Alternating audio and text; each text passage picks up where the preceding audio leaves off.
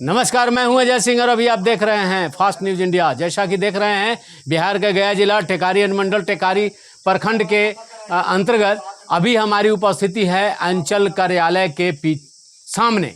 और अंचल कार्यालय के पास एक अमीन का ऑफिस बना हुआ है और यहाँ पर हमारी मौजूदगी है।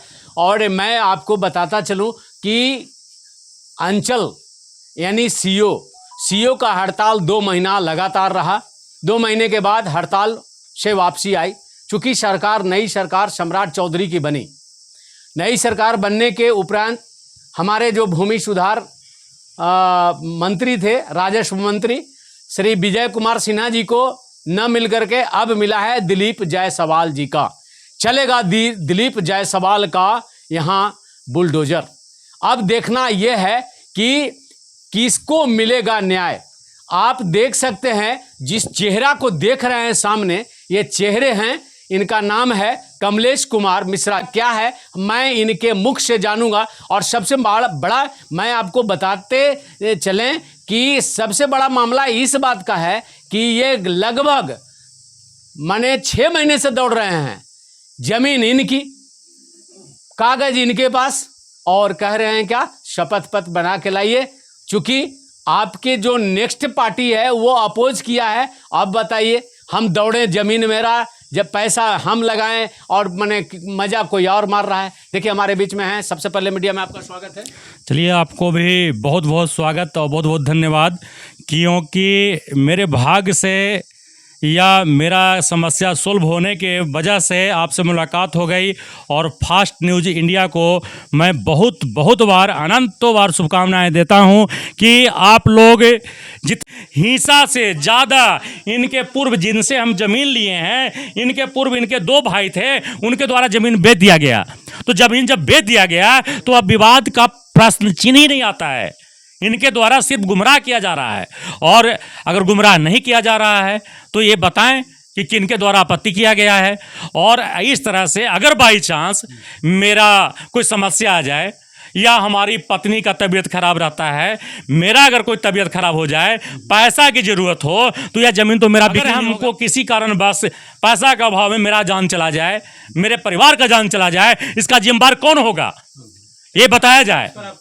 इस पर यही कहना चाहते हैं कि जो गलत काम करते हैं उन पर सख्त से सख्त कानूनी कार्रवाई होनी चाहिए और उचित कानूनी कार्रवाई होनी चाहिए, क्योंकि यह सरकार का नौकर है, यह सरकार का मालिक नहीं है। और हम लोग चाहते हैं कि हम लोग को शांति कायम रहे और उचित कार्रवाई हो। ये कह रहा हूँ, दूसरे को और उसे कर दिया जाए, लिया जाए और सीमा करना पड़ता है, वह मैं नहीं कर सकता हूं। और मुझे आशा नहीं बल्कि पूर्ण विश्वास है यह काम मेरा जल्द से जल्द होगा। और मुझे आप लोग का साथ रहेगा तो जहां हमको जाना पड़ेगा, जिसका कानून का दरवाज़ा खटखटाना पड़ेगा, हम कानून में विश्वास करते हैं। और कानून से हमेशा हमको जो ऐसा साथ मिला है, न्याय मिला है। और कानून अगर प्रक्रिया भारत में अगर अच्छा ढंग से नहीं रहे तो यहाँ जिंदा रहना आदमी को मुश्किल हो जाएगा, चलना मुश्किल हो जाएगा जो आज की स्थिति में है। और आपको बहुत बहुत और इस देख रहे थे कि कमलेश कुमार मिश्रा जी जो है, एकदम इनकी आवाज़ में सच्चाई है और सच्चाई को उजागर करने के लिए मीडिया इनके साथ है। और इसी के साथ कैमरामैन राजू के साथ हम स्टूडियो वापस ले चलते हैं। धन्यवाद। 15/5/2026 को पढ़ा, जिसमें हम 11 बजे से आए और जो ज़मीन विक्रेता थे उनका साला साहब पैगाम खान, और वो भी यहाँ आए और हम लोग 11 बजे से लेकर 5 बजे तक रहे। और आरओ महोदय के द्वारा बताया गया कि आपको 2:30 बजे का टाइम दिया गया है, वह जो आपत्ति दर्ज करता है वह नमाज अदा कर आएंगे यहाँ पर। लेकिन 5 बजे तक रहने के बाद आपत्तिकर्ता जो है ना तो यहाँ पर आए और न ही इनके द्वारा कोई संतुष्टि हमको प्राप्त हुआ। ये कहते हैं कि गुप्त उनको रखा जाएगा।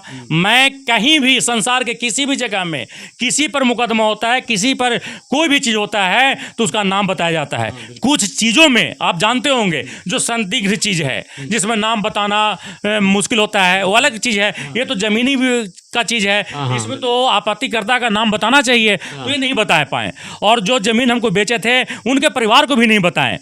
और यह जो है टाल मटोल किया जा रहा है, आजकल टाइम दिया जा रहा है।